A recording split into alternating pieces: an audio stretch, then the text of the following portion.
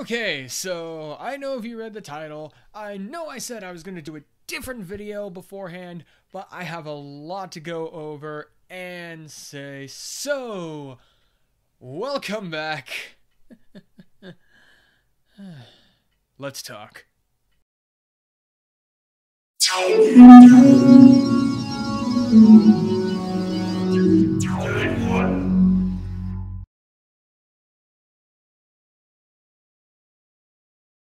Okay, so never in my wildest dreams did I think I would have to drop the shark off before I accidentally jumped it, but no surprise.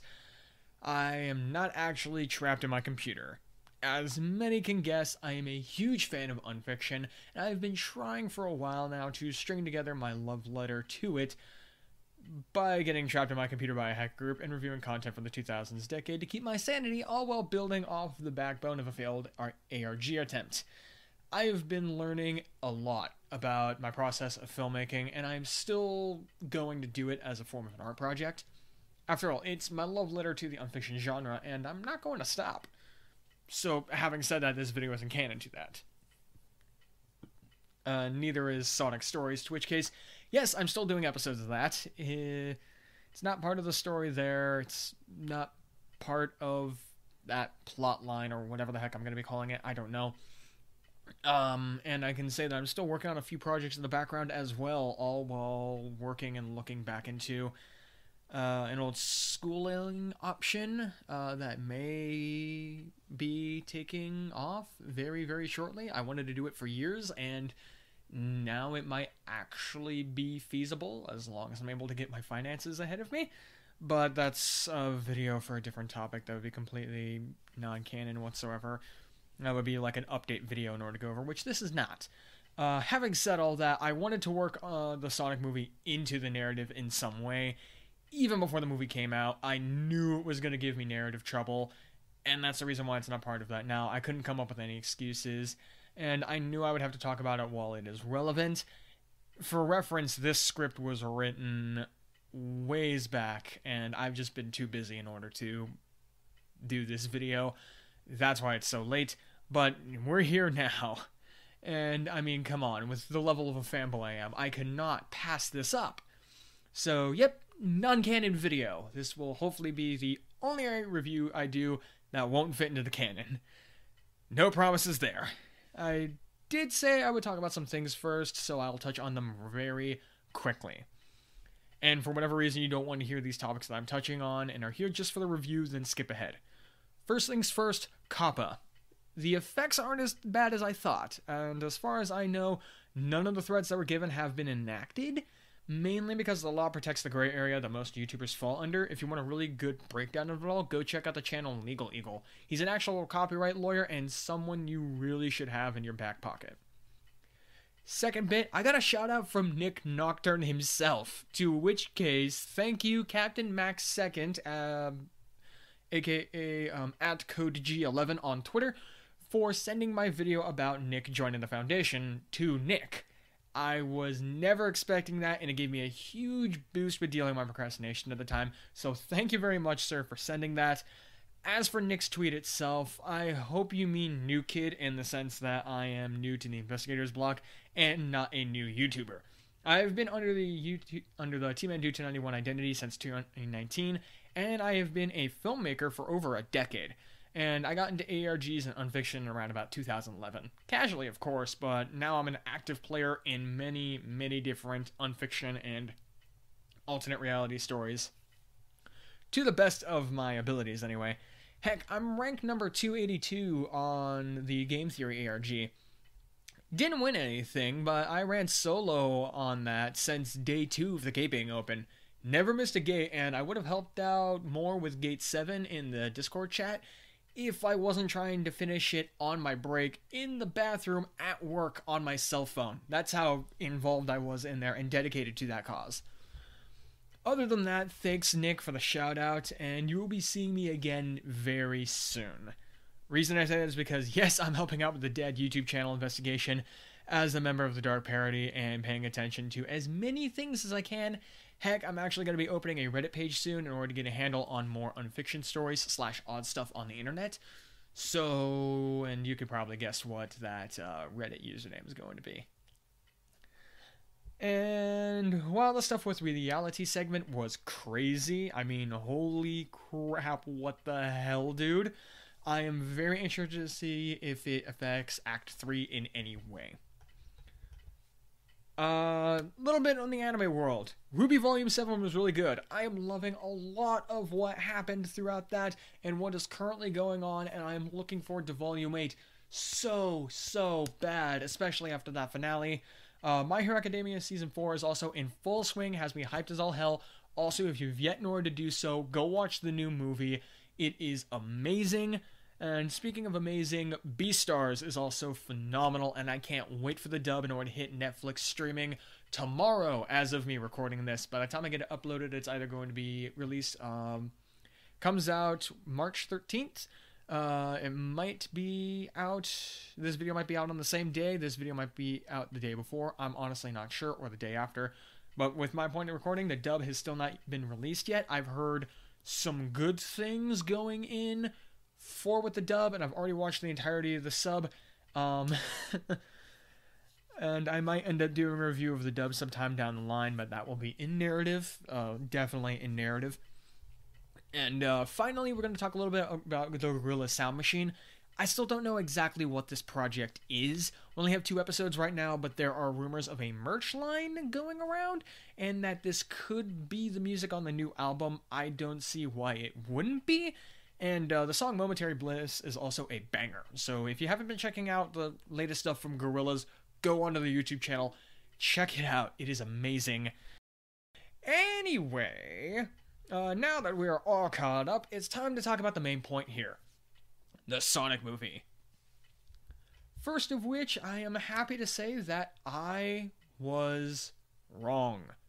I thought the movie was already at the point of no return and that no fixes could be done.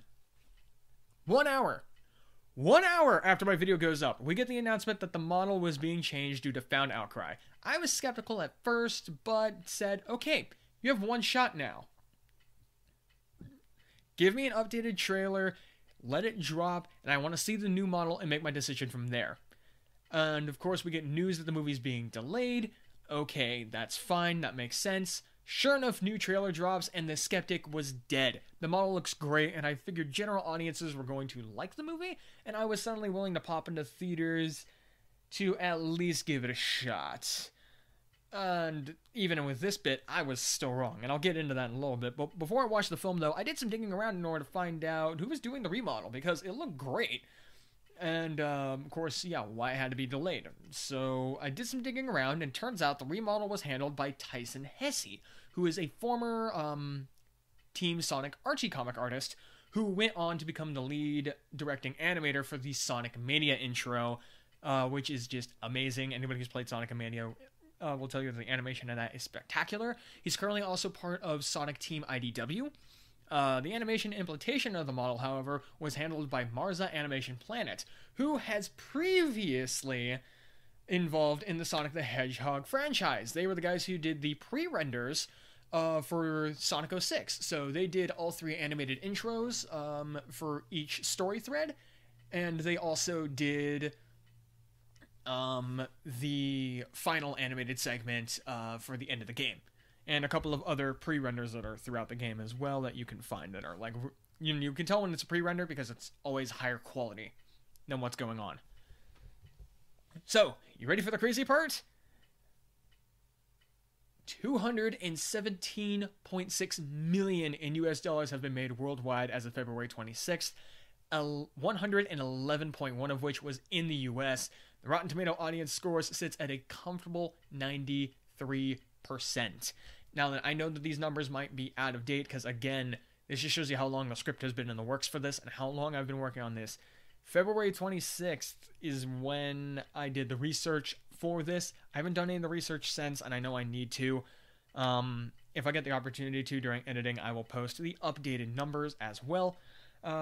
This movie, however, is now the highest grossing opening weekend for a video game movie. That is massive return in fan investment, and I would know. I was there opening night for the first public viewing, center row, center seat, in a room of Sonic fans, both young and old, and everywhere in between. And I mean that literally, because I had people who were my age, I had people who were older than me, I had kids who were way younger than me, I have people who were around my brother's age, my stepsister's age, people who are around the age of my younger cousin.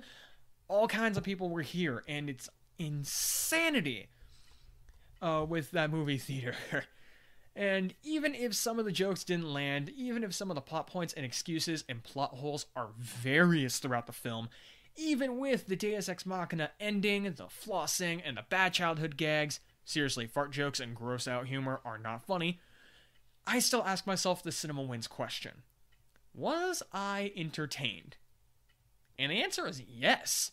There is so much visual payoff for longtime fans in this film that the casual viewer would never get, and that is awesome. And it's a fun wink to those who are paying attention. Furthermore, you can tell that Jim Carrey is just having a blast playing the old Egghead. Although I will say, I wish he acted more in the style of the pre-credit roll at the end of the film, as it lines up more with the Eggman character as he is portrayed in the games. And if Jim could find some way to bring the menacing parts of the Eggman character over from the IDW comic, then he would be perfect. Ben Schwartz isn't a bad Sonic. We've had much, much worse in the past. Believe me. And he brings a lot of the character to the table. Just not all of the character. Again, if we saw a bit more of the hero side from the IDW, or heck, even the Archie comic of the run, in the character, then all kinds of excitement would be great for that sequel that will inevitably spawn given the numbers of money that this thing has made, especially if the mid-credit is anything to go off of. Yes, this movie has a mid-credit, and I wasn't aware of it before going in, so I missed out and I later found out about it on the internet. Because screw me. Anyways, going forward though, we need to talk about my gripes with the movie. I have 3 big gripes. These, of course, are how Sonic's powers are handled, the warp rings, and the ending scene. So, powers-wise, yes, what they did makes some sense. The hypertime scene still doesn't, and kills my suspension of disbelief, but I can forgive it. The main issue is that the treatment of Sonic's power is like the Speed Force from the Flash comics. Sonic...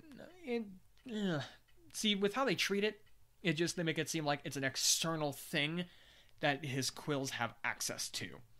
It's not exactly true. Sonic is born with his speed powers. Much like Quicksilver, he's a mutant among his kind. He is also not the only one. In the games, we only get to see 3 other mutants, those being Tails, Blaze, and Silver. But in the comics, there are way more, even other speedsters like Sonic. Hell, Tails marries a speedster in the Archie canon. Having said that, this isn't the first Sonic media that tries to explain Sonic's powers of super speed, as an external means anyway. The TV show Sonic Underground had Sonic's powers linked to his medallion for some reason, and losing it meant that he lost his speed. Which happens in more than one episode, by the way.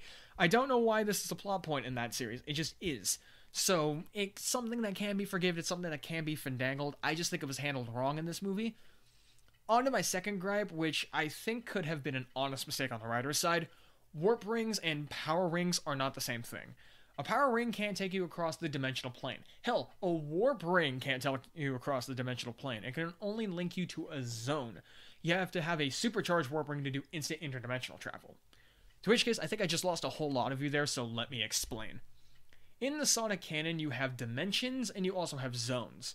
Zones are the spaces between dimensions and combine elements from the 2 dimensions in question that the zone is linked to. A warp ring is one way to travel into these zones, and can even use other warp rings while in a zone to access other zones. This is how you go from Green Hill to, say, the Special Zone. So to make a dimensional hop, you have to enter the zone with a warp ring, then use a second warp ring to enter the correct dimension. Now you can skip the zone entirely if you have a supercharged warp ring, using power rings or chaos energy to supercharge it. However, doing so slowly kills the ring and makes it so its uses become limited, instead of the unlimited uses that most warp rings seem to carry. In the film, the rings are treated as both warp rings and power rings in their own way, and it's very odd to watch, and I think I might be the only person to know this, let alone care, as no one else seems to be talking about it. Like, for whatever reason, yeah, these rings are able in order to warp you across dimensions and inside your own dimension, which case warp ring can do. It can warp you easily anywhere within your own dimension, but it disappears instantaneously and doesn't come back for your own personal use afterwards. Furthermore, they're all incredibly tiny, moving to bigs instead of being around about the size of a character's wrist, as they're portrayed throughout the IDW run. Well, both the IDW and the Archie run, now I think about it. And compared to power rings, which are something you're able to physically grab in your hand and they'll shrink and combine a part of your body. They're all stored externally, which is a little bit interesting as well. But they do have a fun visual gag where Sonic gets hit, loses rings, and then collects a bunch of them again. After they've fallen out of the bag, which is still a fun thing, and is where, again, this is where it's a little bit fandangle. It's treated a little bit weirdly. So I don't know. It's bizarre, and again, I might seem to be the only one to care about this. As for the ending, if you couldn't guess already, spoilers, kinda, seeing how I already mentioned it a little bit, the final action set piece was great. The whole "this is my power" thing, though, was kind of jarring and still feels very, like I said before, Deus Ex Machina. And I can forgive it. Like, I get what they were going for, but the movie should have handled it a little bit differently. And I honestly think they should have handled the post-fight differently as well. We get this kind of sappy, here's your own room in our home scene, where Sonic just kind of ends up as the human character's kid. I mean, I know he's supposed to be a teenager in this film, but this just reeks of chipmunks and has the smell of Sony leftovers all over it. Like, this is something that Sony came up with and is just stuck in the plot because Paramount couldn't figure out how in order to finish the movie. Then you might ask me, how would I end it? Unfortunately, and I hate this is coming out of me, yep, I would sequel bait the ending. Yeah, I know, normally I can't stand it. I know it's a really, really bad trope and that it failed for the Mario movie after all, so why would I use it here? Well, it's not like I'm going to make it as crazy as the Mario movie did. I'm just saying that the film would have ended better if Sonic was chilling at home and Donut Lord got a call from the station teasing the next adventure, like reports of machine parts being stolen from garages around town. It's a much more subtle way to tease Tails compared to the end credits, which make it seem like Tails is looking for Sonic to drag into something going on back home that might or might not be Eggman related, and at the same time, you're teasing the idea of more adventures. You're giving and implanting the idea that something else is going to happen in this world, and you can have a bit of a time skip of something going on later on down the line, instead of the sequel, immediately taking place or having a weird time jump and explanation was like, well, Tails has been searching for that long? How does that make any sense? Again, it gives it just more breathing room between films and between sort of timeline, if you will. So, with my big gripes, how can I still enjoy this movie? It's mainly because I see what the crew is at least aiming for as an end product, and I feel that some of the executives might have gotten away post-production, as well as having to meet a quota for this weird promotional deal with Olive Garden of all things. Let me put it this way. Two characters talking about wanting to go for Olive Garden in a conversation revolving around food and that it to be their preference. Great. That is how you do promotional material in a movie. Another character handing the same two characters an Olive Garden gift card. Bad. It is not how you do promotional material. Make it of substance. Have characters talk about the product or talking about the business in a casual, meaningful way that is already part of the film, integrated in some way. Like, for instance, if you're going to be promoting Coca-Cola for whatever reason, have two characters sitting down talking about Coca-Cola, but don't make it obvious. Like, have them argue the difference between Coke or Pepsi, or some kind of gag or something that would be like a casual conversation about the product. Let that be a thing. Don't smack the product in somebody's face directly and force the conversation onto them. That's not how you go about it. It just feels wrong, it feels awkward, and it kind of just ruins the pace of everything, and it leaves everybody feeling weird. And I think that kind of sums up the film in a whole way, sort of. What the actors and animators are doing in the film, naturally, great, fantastic, magnifique. Everything that is crammed into the film by an executive or non-set studio producer in post-production. Bad, meh, terrible. I know that might sound very basic and even narcissistic, but come on. What do you want me to say? You're gonna get what you yourself put into the film. If you walk in thinking you're gonna hate it, you're gonna hate it. You go in willing to give it a shot like me, you're gonna think meh by the end. You go in with a critical eye and you're gonna see all the problems. If you're going in blind and know of the Sonic character, but not everything about him, you will love this movie. All that said, the Sonic movie gets a 3 out of 5. Just barely, though. I'm ignoring the flossing for that score. So, yay! Middle of the road. Take my words with a grain of salt and don't mess up the sequel. Now only to see what Illumination does with the Mario property. And those are my thoughts with the Sonic the Hedgehog movie. What do you guys think? Do you think I'm right? Go ahead and leave your comments down below about what you thought about the movie.